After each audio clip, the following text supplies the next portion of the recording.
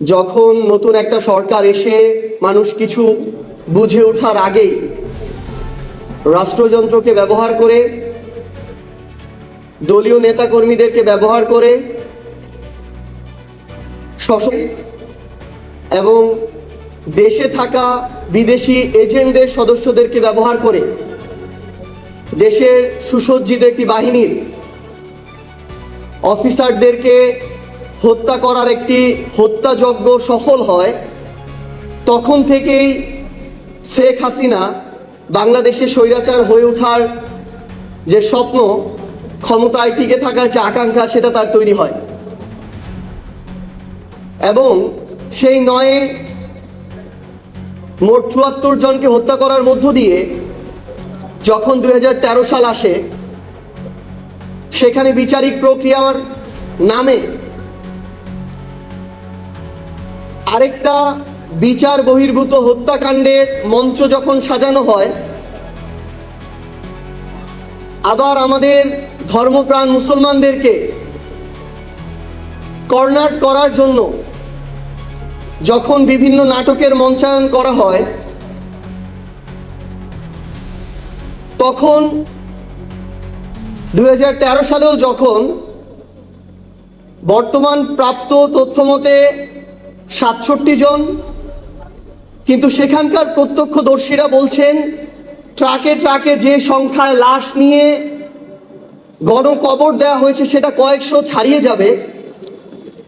এত বড় গণহত্যার পরও যখন শেখ হাসিনা পার পেয়ে যায় এবং শুধুমাত্র মাদ্রাসার শিক্ষার্থীরা বলে, এতিম সন্তানরা বলে, আলেম ওলামারা বলে, মেইন স্ট্রিম পলিটিক্যাল গুরুত্বপূর্ণ পার্টিরা এটাকে উপেক্ষা করে যায়, তখনই কিন্তু শেখ হাসিনা, খুনি শেখ হাসিনা তৈরি হওয়ার ভিত্তিটা রচিত হয়।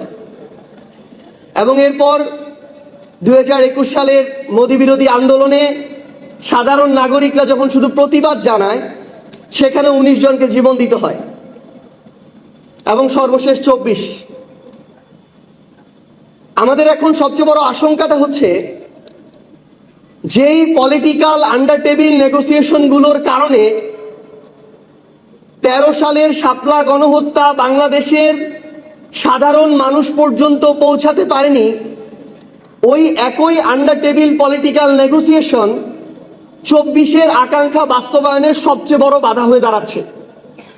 এবং বর্তমান ক্ষমতাসীন দল বাংলাদেশের প্রত্যেকটা সেক্টরে ওই একই কাজগুলো আগের মতো করে ভিন্ন রূপে করছে। উদাহরণ হিসাবে আপনি দেখেন, মানুষকে সন্তুষ্ট করার জন্য, পিআরটা একটু বাড়িয়ে নেওয়ার জন্য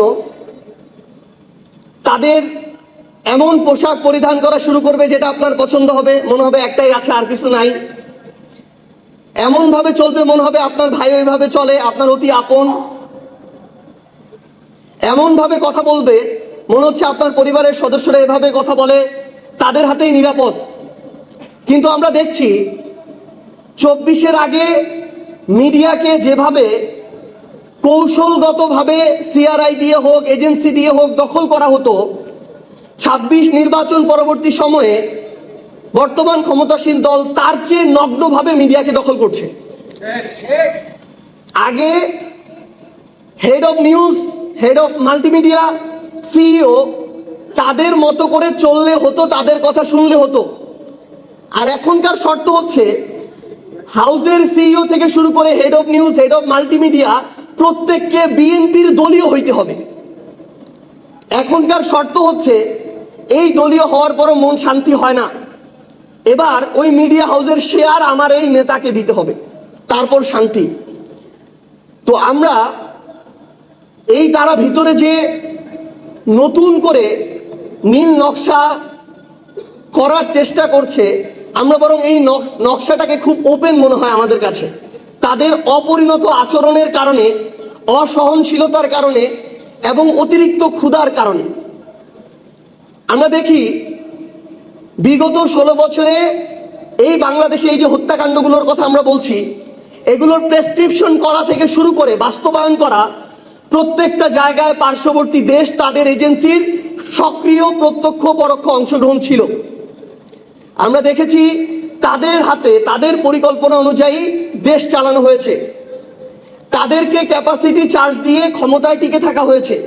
কিন্তু আমরা এখন একইভাবে দেখছি আমার বাংলাদেশের সীমান্তে একদিনে একটা জায়গায় দুইজনকে গুলি করে হত্যা করা হয়, আমার দেশের পররাষ্ট্র মন্ত্রণালয়ের সরকার প্রধানের কোনো স্টেটমেন্ট তাদের কাছে পর্যন্ত পৌঁছায় না। আমরা দেখছি ভারত কিংবা পশ্চিমবঙ্গ, সেখানে তারা তাদের বিজেপির রাজনীতি করছে, উগ্র সাম্প্রদায়িকতার রাজনীতি করছে, করুক। আমরা দেখছি এই রাজনীতিতে তারা যে পরিমাণে মুসলিম বিদ্বেষ নিয়ে এসেছে, যে পরিমাণে জ্বালাও পোড়াও করছে, খুন করছে, মানুষকে নির্যাতন করাটাকে বৈধ মনে করছে, এটাকেও তারা যখন বৈধতা দিচ্ছে, আমরা একজন নাগরিক হিসেবে, প্রতিবেশী রাষ্ট্র হিসেবে এই ধরনের মানবতা বিরোধী যে অপরাধগুলো, এগুলোতেও আমাদের মতামত দেওয়ার মতো সাহসিকতা আমরা দেখাতে পারছি না। সেটা তো পারছিই না, সেটা তাদের অভ্যন্তরীণ বিষয় বলে পাশ কাটিয়ে যাচ্ছি। উপরন্তু আমাদের দেশকে নিয়ে, আমাদের দেশের সার্বভৌমত্বকে নিয়ে, স্বাধীনতাকে নিয়ে, সীমান্তকে নিয়ে যা ইচ্ছা তা বলে বেড়ানোর পরও যখন আমাদের স্বরাষ্ট্রমন্ত্রী বলে যে একটা রাজ্যের প্রধান বলেছে, সরকার তো বলেনি, তখন আমাদের জন্য এটা লজ্জার বিষয়। কারণ একটা রাজ্য প্রধান, একটা রাজ্য সরকারের বাইরে, রাষ্ট্রের বাইরে আলাদা কিছু না। কিন্তু আমরা ভারতকে উদ্দেশ্য করে স্পষ্ট করে কিছু কথা বলতে চাই। শুধু ভারত নয়, পুরো পৃথিবীতে আমরা কোনো রাষ্ট্র বিরোধী নই, আমরা ভারত বিদ্বেষীও নই।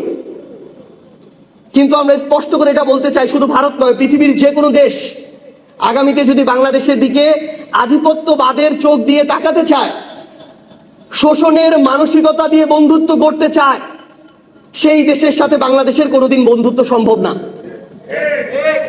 তারা যদি মনে করে যে বন্ধুত্ব করবে সরকারের সাথে, ক্ষমতার সাথে, আমরা স্পষ্ট করে একটা কথা বলতে চাই, জনগণ স্থায়ী, জনগণই রাষ্ট্র। বন্ধুত্ব করলে জনগণের সাথে করতে হবে, রাষ্ট্রের সাথে করতে হবে। আগামীর বাংলাদেশে পৃথিবীর যে কোনো দেশ যদি চিন্তা করে কোনো সরকারকে ক্ষমতায় টিকিয়ে রেখে জনগণকে উপেক্ষা করে বাংলাদেশকে তাবেদারি রাষ্ট্র বানাবে, আমরা স্পষ্ট করে একটা কথা বলতে চাই, ওই সরকার আগামীর বাংলাদেশে কোনোদিন হতে পারবে না, ক্ষমতায় আসতে পারবে না, টিকতে পারবে না, যেই সরকার জনগণের আকাঙ্ক্ষাকে উপেক্ষা করবে। এবং আমরা আমাদের জায়গা থেকে বাংলাদেশের প্রশাসনকে, সিভিল সার্ভিসে যারা আছেন, পুলিশে যারা আছেন, আর্মিতে যারা আছেন, আপনাদেরকে একটা আহ্বান জানাতে চাই। অভ্যুত্থান পরবর্তী বাংলাদেশে পুলিশের ঊর্ধ্বতন একজন কর্মকর্তা যখন নিজেকে একজন দলীয় প্রধানমন্ত্রী দেখে মেরুদণ্ডটা এতটা বাঁকা করে নিজেকে সঁপে দেয়, তখন এর চেয়ে লজ্জার আর কিছু হতে পারে না। আমরা তাদেরকে একটা জিনিস বলি, সেই অফিসার, আপনি আপনার সন্তানের কাছে খোঁজ নিয়েন,